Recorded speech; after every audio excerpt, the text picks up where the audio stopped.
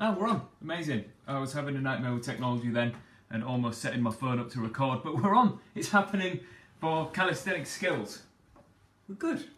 This is going to be cool. We are learning how to balance on our hands and looking at all the prerequisites that come along with bodyweight training and skill-based training. So we're trying to learn skills. We're trying to get good at things like pistol squats and handstands and headstands. I'll take you through all of that. Don't worry if you can't do it yet, because that's what this is for. This is to get you started on that journey. We're not going to jump straight into backflips. That'd be crazy. I can't do a backflip anyway. I don't know how I'd ever teach you to do a backflip, because it's not in my repertoire for sure. Okay, so we are going to start off with looking at our ankles, because we're going to have a big focus on bodyweight squats and pistol squats. And with all of my classes, you can change this to suit you. Because I never do the same thing for everyone, because we've all got these different needs and different abilities, and I'm going to help you to find what works for you around calisthenics. So, if we look at a pistol squat first, or a bodyweight squat, they both have the similar prerequisites really. I want to see if you can keep your footprint quality as you sit ass to grass in a squat. A little forward lean's okay. I'm not so happy when it's like this, where your torso literally sits on your thighs. That's not so good. And then hopefully we can keep our balance and have enough mobility to pick one of your feet up, balance here like this, and maybe push up out of it into a pistol squat. But first thing we need to look at is our ankle's ability to move, as well as its ability to cling on really strong. So controlled articular rotations with your ankle, and this seems easy, but let's go through the rules of finding end range in your ankles. Your hip stays dead still. Nothing happens here, nothing happens in your knee, and we're going in big circles, including dorsiflexion, which is toes towards your knee, and we're trying to hit every corner. You've got to move slow. If you move too fast, you'll skip over the bits that you can't do. Now let's change direction. And we're just trying to tense our bum muscle on this standing leg and try and stay upright, and just see if you can fall forward onto your big toe on this standing foot, because that's a big part of this exercise. You're balancing on one foot and showing me that you can balance. There we go. Okay, let's look at this other foot. Big circles, slow it down. If you think you're going slow enough, you're not. Go slower than that. Even slower than that. It's got to be so slow that you can feel every millimetre, and you can feel every little judder when your body doesn't quite understand what's going on. That's what I'm after from your ankle. Then change direction. Big toe stays pushed down. Okay. Now let's go through the easy options for what we're going to play around with here. We're going to do a minute of hard work, a minute of your best work, and you can rest whenever you want in that minute. If you don't have getting down to the floor in a pistol squat, then you're going to go down on one leg onto your sofa, keep this leg floating, and pop back up. That's your easy option, and we're going to see if we can sit all the way down and literally fall over.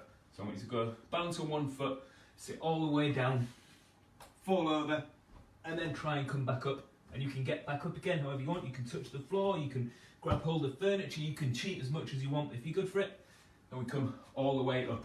And we're going to go alternate legs with that. So your easy option is sitting onto the sofa and popping back up, sitting on the sofa and popping back up.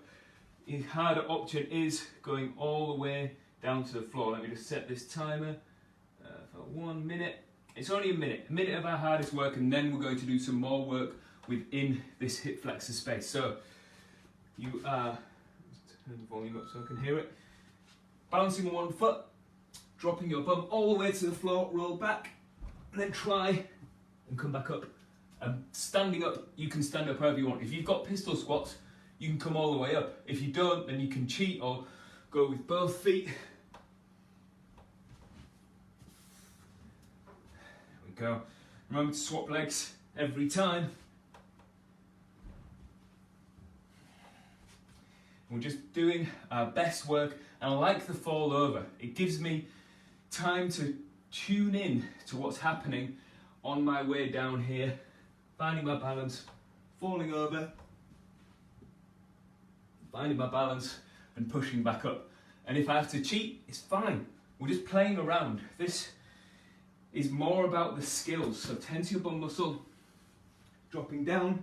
If you come back up and it looks like this, you kind of got your hands on the floor, push back up, that's our minute. That is it, that is it, okay. Now we're going to check in on the bottom part of that movement. So the bottom part of that movement is having your heel down. Heel down's important. I've got my hand on the floor, hand on my sofa. I'm going to try and pull my knee forwards into ankle dorsiflexion as much as I can. So my shin is trying to pull down towards the top of my foot. I'm just going to hold this here and see if I can tense my belly and pick up this foot and just hold it here for a bit and think about my footprint. I'm going to kind of noodle my footprint around, pick up this front leg, hold it, hold it, hold it, going 3, 2, 1, then let's swap legs. I'm going to try and live in this bottom position on this other leg. If you're getting pain anywhere, you can make this easier by doing it like this on one knee, and you just try and push your foot into the floor with your knee dead really far forwards. Anyone who says knees over toes is dangerous has got it wrong. If knees over toes hurts you, then it is dangerous. But if you can sit like this and nothing hurts in your knee, you're fine. We are trying to make your ankle, your hip, everything resilient to being able to be like this. So we're just hanging out. I'm kind of noodling around my footprint on this standing foot. Holding, holding, holding, going 3, 2, 1, and back out. So pistol squats are such a big ask of our hip flexors. Our hip flexors are such an integral part of nearly all calisthenics. So even if you're going to kick up into a handstand, your hip flexors need to be strong enough to compress you down so that when you fold up in half, you're much more likely to be able to kick up into a handstand like that, because you start already folded up. If your hip flexors and your hamstrings, if your hip flexors are weak and your hamstrings are tight, you can only get to here. That's a big shape to be able to chuck up into hand balances, so it becomes a different thing. So let's have a little think about hip flexors as we do this. I want you to kick one leg out like this and just play around with your internal external rotation. Try and hold it up and then try and drop down into the bottom of your hip pistol squat, keeping this foot off the floor, and try and find your balance. Hold it up, hold it up, hold it up. Going 3, come on, 2, 1, and then just come out however. We'll try that on the other side. So pick this foot up. My left hip flexor is a bit sore today. I don't know why. Probably because I've been playing computer games all day, being a bit lazy. So noodle this around, and then we try and drop down, keeping this foot up, getting that hip flexor to work. Hold it, hold it, hold it. Going 3, 2, 1, and then come out and back up. Amazing. And then let's have a little think about this hip flexor compression, and it's all down to this strength from here. This ability to pick your legs up is so key to so much. So if you sit into a low yoga squat like this and push your knees out, you'll find a little stretch in your groin, shoulders down away from ears, big deep breaths here. Push your big toes down and try and lean the outside edge of your foot onto the floor. So if your instep collapses and your knee's going to knee valgus like this, there's not much you can do from that shape. If you've got to have your feet like literally out like this, so you fall forward like this, that isn't it either. You've got to be able to spread your toes and push your knees out. If your heels aren't down on the floor, don't force it, just sit up on the end, on your tiptoes for a bit, and eventually we'll get there with this. So pushing your knees out, and we're still in the pistol squat thing here. I want you to see if you can lengthen your torso up so your hips might lift a little bit, and fall forwards onto your toes, so like almost falling forwards, you're gripping the floor, and then lean over to one side, so you lean all your weight onto the outside edge of this foot. We try and make this foot light. I'm going to try and lift this foot up. You might not lift it, and that's okay, and see if you can get it forwards, hold your balance, and bring it back. Lean over to your other foot, pick this foot up forwards, bring it back. We're going to keep doing this little balance practice. If you don't have this, you can shuffle up to the sofa and keep hold of the floor and use the sofa as a little bit of a cheat. Use your hands on the floor as a bit of a cheat as we go from side to side.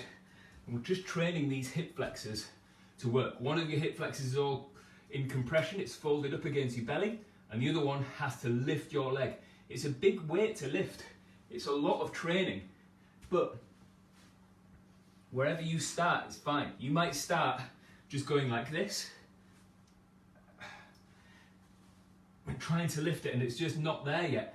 But it's that intent, that force, that like trying your very best to get a little bit more, and it might just happen. Okay, push your knees apart with your elbows. We're going to go into a little hand balance stuff from now. We're going to spread our fingers. I want to just check in with your wrist strength. Push your knees out. Spread your fingers. And I don't want you to lift your feet yet. Just lean forwards and then push yourself back onto your heels with your fingertips. So lean and try and get your head as far forwards as you can, your head as high as you can. Lean forwards and then fingertips push you back. Really get into that feeling of your fingertips pushing into the floor to push your hips backwards again. That's your balance. Your fingertips are the structure. That's your foundation that we need to be able to get into if we're going to do any hand balances, even if it's a headstand where your head's touching the floor as well, which we might have a little play around with today. So, spread your hands, spread your fingers. Your hands are about shoulder width apart here. Shoulders down. Pick your chin up away from the floor as much as you can. Lean forwards. Use your fingertips to push back, and don't drop your heels down. Go again and push back, and go again and push back, and you're going to keep on pushing back, and that push back is going to really try and connect your connection to the floor. Okay, let me just move sideways and we'll do 10 reps like that. So push your knees out with your elbows, and there's lots of different ways of connecting knees to elbows, but we're just going to stick with this way for now. And your knees pull inwards as you lean forwards, going 1, 2, every fingertip, 3, even your little finger, 4, you can lift a little bit now, 5, and we're not even hanging there, 6, 7, 3 more, 3, keep using your fingertips, 2, and then last one. Yeah, that is it, that is it. Hopefully, let's just come and stand up and give your hips and stuff a rest now. Hopefully your fingers and your wrists should feel like they've got a bit of connection to this. And imagine that this pushing into the floor is the thing that gives you your balance once you're upright, whether that's in a crow pose, so you're all crunched up like this, or whether you're in a handstand or a headstand. It's your fingertips that do all of that balance. So before we get into this a bit more, let's just do a little bit of wrist maintenance stuff. I want you to spread your fingers like this, lock your elbows, go fingertips down towards the floor, fingertips up and back, fingertips down, fingertips up, fingertips down, fingertips up, and try and feel like you can stretch these muscles out by going fingertips to the floor with these muscles here, and then the opposite, these muscles stretch here.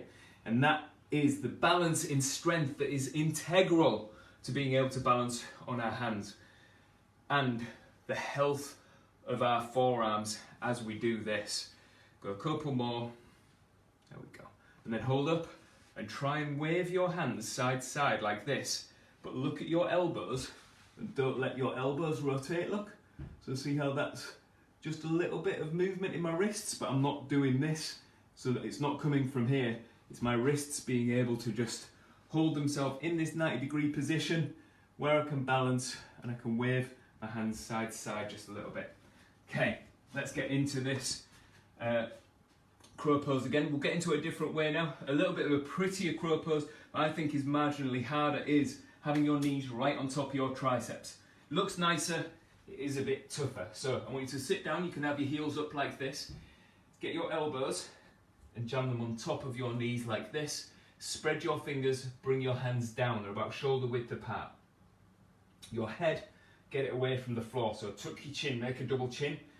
Fall forward so your hands hit the floor, go tiptoes as high as you can, get your chin away from the floor, go 1 foot up, and you can hang here if you want and keep swapping feet, or you can go both feet up and try and squeeze your heels to your bum and use your fingertips to find that balance. Okay, let's use that to see if we can go into a little headstand. You ready? This is going to be good. find yourself a spot, so go grab someone that can stand this side of you. So if you're facing this way, someone's going to stand here, and they're going to grab hold of your hips, so like grab hold of you around the hips and not let you do a forward roll. Don't do this if, like I'm doing this and there's a vase there on a stool. I'm not going to go over. I've done this so many times. I know I can't do a forward roll. Don't do it if there's danger around you. Make a space. Do it even up against the sofa, so that if you collapse in a heap, it's up against the sofa. If you're scared about your neck, don't do it. Just practice the crow pose. Be safe.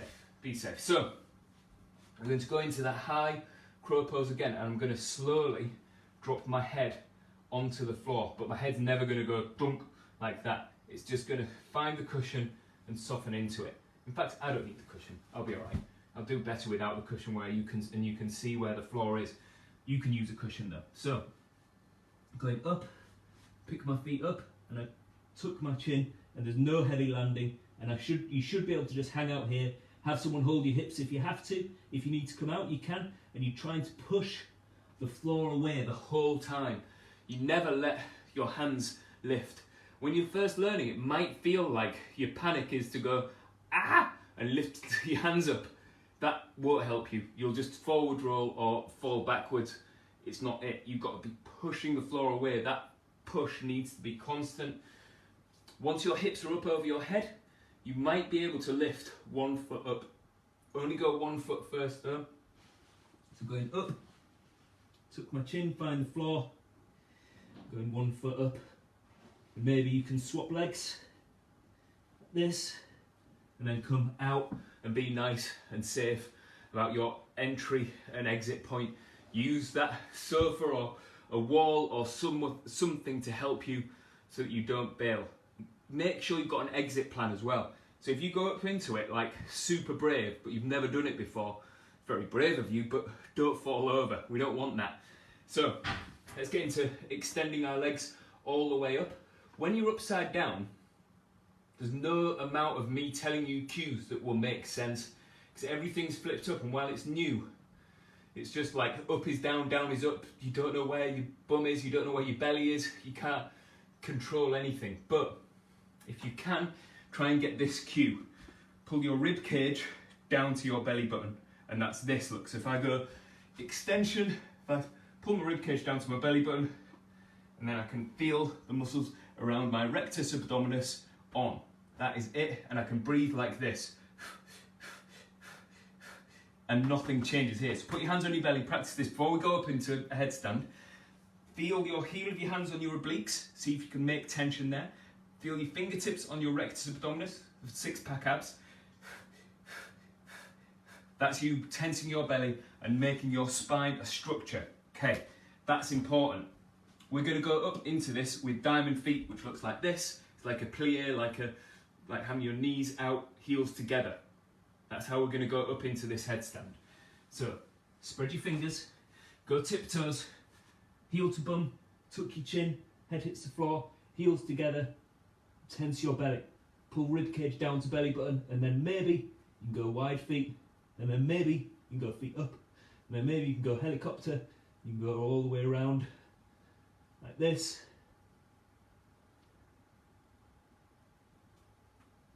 And then come out of it the same way you went in. No forward rolls. Don't be falling over.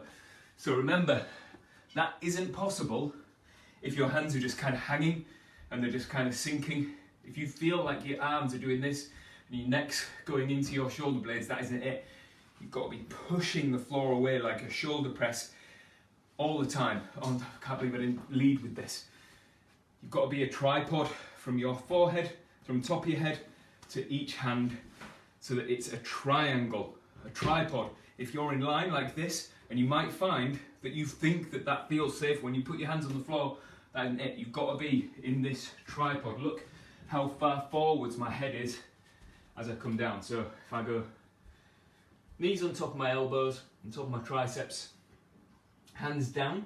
So imagine like there's this line across here, my head is going to touch here, and I'm looking at it, it's there.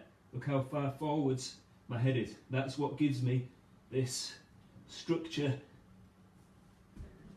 That is the thing that's going to keep me to be able to be up so that my hips are in the middle of that triangle. It's a big structure that's safe and there's no chance of me falling out. Cool. Right, let's get into some harder stuff now. Hopefully you're all good for this. We're going to have a little go at our kick up into a handstand.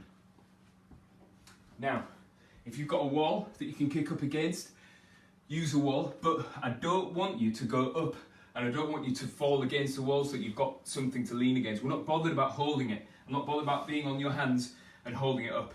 All I'm bothered about is you kick up and find upright. And if you knew, you're not going to. And that's fine, that's what we're after. We're after you just taking these little steps a little bit at a time. So, it might look a little bit like a kind of donkey kick, and you'll miss some, catch some. I'll miss some and catch some. I've got handstands down reasonably well, but I'll miss some and catch some. And that's fine, that's what this is for. We're trying to make a uniform habit. When you kick up, your feet punch up towards the sky. So, you're in this running start position with your fingertips pressing hard into the floor. Look at this knee, it's touching my chest. I can almost drop my chest onto it, but I'm not going to. I'm going to push my chest away from the floor and I'm going to look directly in between my hands and my gaze stays there. I don't want my head to pop forwards at all. This leg is going to do a swing like this. So that's the swing, and this front foot is going to do a punch straight up. So it goes swing, punch, land on the floor. Swing, punch, land on the floor. See how I missed my balance there? I was too slow. Swing, punch, land on the floor. Swing, punch, land on the floor. Swing, punch, land on the floor. Swing, punch, and see that second foot, it goes like this, straight up. If both of my feet go, so if my hands are on the floor, my swing foot does this in a big C shape. Imagine what would happen if my second leg followed that same C shape afterwards. I've already chucked my hips over this way. My hips are travelling this way. If I go with the second foot and go like that, that's going to make me want to do a forward roll. I don't want that. I want to just go up like this. So your hips travel up over the top of your shoulders, up over the top of your hands, and that second foot, dunk, just punches straight up. So let's practice this with both feet. I'm very right-footed. My left leg's not as good at this, but I've still kind of got it. And you'll see that I'll make mistakes, and that's fine. We're all right with mistakes, because you learn from them. I can't do it. If I don't make a mistake, or I don't think I've made a mistake, I'm not doing it right. And I might be able to fix it from my mistake. That's the important thing. So, hands down. So, I'm in this running start position. The ball of my foot on this front foot is strong. This leg's a bit floaty. I'm pushing my chest away from the floor. My head looks in between my hands, and my head cannot travel like this. If it does, I've just pushed forwards here. So, this leg, swing, punch, land. Swing, punch, land. See how I've made a mistake there. Swing, punch, land. Swing, punch, land. Swing, punch, land. Swing, punch, land. And it's that just repeating and repeating and repeating and repeating until the pattern of the way that you get your legs up over your head is this structure, that your hands are on the floor, your hips are in between, and your feet are up above you like that. And it's amazing, when you find that pattern, it changes things so much, because if you're constantly kicking up and you're only ever kicking up in your playground style handstand like this, then it always looks like that. And see how my hips stayed down, because the only way I'm making momentum is literally throwing, and we get that problem again where hips overshoot and travel way too far. I want your hips, watch where my hips go, because this is important. Where my hips live in a handstand, that is the thing that makes or breaks it as to whether or not I'm going to be able to hold the balance. So, in your running start position, watch my hips first. So, this leg swings, this leg punches. Leg swings, punches. Swing, punch, swing, punch, swing, punch, swing, punch, and see how my hips start here and they just go up a little bit. The more travel in my hips, the more weight that my fingers, my shoulders, and the structure has to withstand chucking around. I only want him to go whoop, like that, and it's this uniform, just a little pop up, pop up, pop up, which is going to make the difference. So, and see how as well, still in that shape, hip flexors are important. I've got to be able to have this thigh right into my belly. So I can stand like this, and this thigh is happy in my belly. And I think that's why this leg doesn't like it as much, because I'm missing a little bit from this left hip flexor, a little bit niggly today. Yeah, doesn't like it. So that's why my left foot kick-ups aren't as strong, because I'm not comfortable in this end range position here, where I can hold my weight and get my hips to travel up. And see, I'm not catching balance even, I'm not even trying, I'm just getting that upright position. And if I feel a good one, I can hold it for a little bit, but I'm not trying to go up and just hold. This is about the prerequisites, all the stuff that goes with it. Because if you only ever kick up against the wall in a handstand, it's a great tool and it's a great help, but you get used to that safety net and you end up looking for it. So your legs overshoot and go way over your body, but it's okay because the wall's always there. And then when you try and transfer that skill into open space, you haven't got it, because you always overshoot your legs and you chicken out and you bail out because you're like, oh God, I'm going to fall over, and it's not very nice. So let's think more about hip flexors. There's a thing called a press handstand, which I can't do. I'll show you my best effort. It's humbling, but in a way I've come far from being a beginner. I've come far in this skill, but I've got such a long way to go to someone who can actually do it. So I'm going to stand with legs far apart, and you can have a little practice of this as well. I do my best hamstring stretch. I fall forwards onto my big toes, find hamstring stretch, and I plant my hands on the floor. My head looks in between my hands, and I try and push the floor away, and I'm going to try and lift my hips up with no jump. Oh God. So see how I can't quite get that compression. My hip flexors are missing the flexibility, well, it's hamstring flexibility as well, but my hip flexors aren't strong enough to own this folded up position. So let's go through a little hamstring stretch to do this. I'm going to do this facing the camera. I want you to do it up against your sofa. You could put your phone on the sofa or something, but I want your feet to kind of grab hold of the two edges of your sofa, and you're going to try and lift your sofa and push your hands down. I'll give you all the cues you need to do first. So first of all, so you've got your feet up against the corners of your sofa or a chair, or even two things like a pair of kettlebells is kind of good as well. You lean into this and just passive stretch your hamstrings. Play around with your end range. I don't want you bouncing in and out like this, but you can noodle around it a bit. You can lean forwards, find maximal stretch, lean back a bit where you can live. Try and lengthen your spine a bit, tense your belly, maybe curl your spine round, but feel this consistent stretch on your hamstrings. Maybe try pointing your toes in this dancer feet position. Breathe, breathe, breathe, breathe. Okay, now let's get something worked out about how to make your abs brace the whole of your belly, along with everything around here. If you can push your hands down, imagine, so if you've got the sofa in front of you, take your hands like this and push down into the sofa and try and push down as hard as you can. If you don't have something in front of you, you're going to do this on the floor. You're going to push your fingertips into the floor and you're going to try and pull the floor towards you, like you're trying to drag yourself forwards, but you're not moving anywhere. So try to pull yourself forwards and push down. Hopefully you can feel the muscles in your belly. Hold this down, keep pushing down, pushing down, pushing down. Going 3, 2, 1. And then I want you to go hands underneath your sofa and try and lift your sofa. If you don't have the sofa, I want you to push your hands into the floor and push the floor away, like you're trying to slide your bum back by sliding your hands forwards, but they don't slide anywhere. And everyone's going to lift their thighs up. So thighs lift, like you're trying to lift your thighs but they don't go anywhere. If you've got your sofa, you're going to try and lift the sofa at the same time with straight arms, and you'll feel the muscles in your belly work.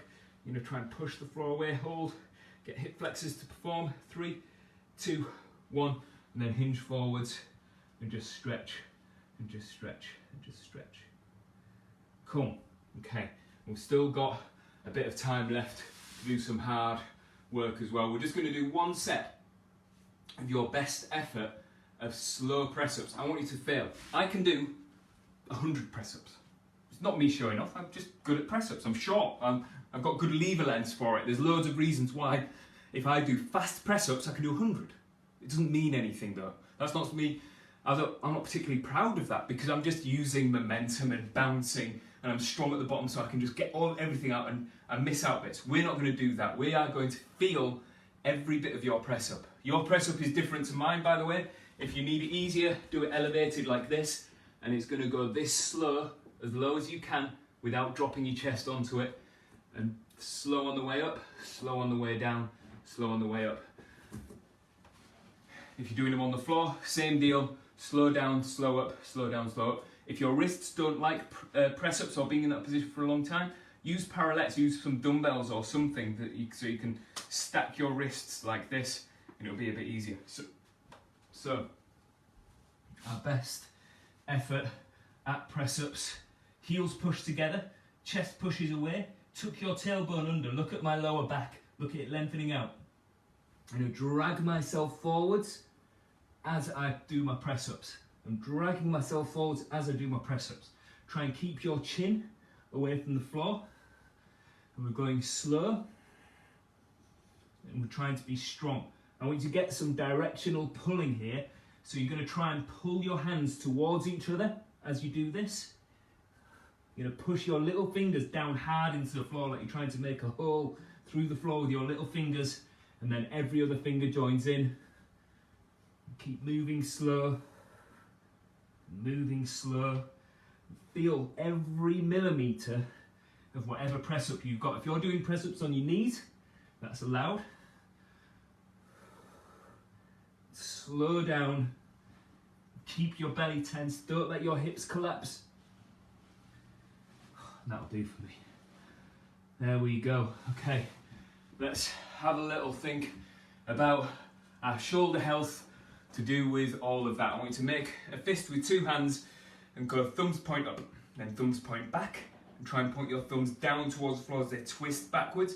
See how my ribs have flipped up? I want you to flip your ribs up more, go into back extension. We're actually going to find as much back lean as you can and try and make that as far up your back as you can. Hold it like that as we go into internal rotation. You can try and point your thumbs down, keep your ribs flipped up. We're going to try and squeeze all the tissue together down our back to lengthen this. As we go thumbs down, thumbs up, thumbs down, thumbs up. And feel, so look at my shoulders, you can see through my t-shirt, shoulders moving. And then we're going to try and do this with your shoulder blades squeezed together, still in back extension like this. I'm going to try and make my arms do this rotation. That's hard actually. Oh, come on. Last one. There we go. We're back on again with this class. Next week, who knows, we might be in the gym. This is one of my ones that's going to be in the gym, so we'll get to use a bit of kit. Hopefully we'll be able to talk through the skills you need to be able to do pull-ups. Hopefully, that'd be nice. You can be hanging off stuff. You know, that's my favourite. I've missed it. But we'll get on with that. Hi Jane. Thank you so much for joining in. I hope you enjoyed it. Shoot me questions about hand balances, crow pose, handstands, muscle ups, human flag, all that stuff, and we will work it out and we'll get better at it as we go. Thank you so much. Enjoy the rest of your night and I'll see you soon. Bye.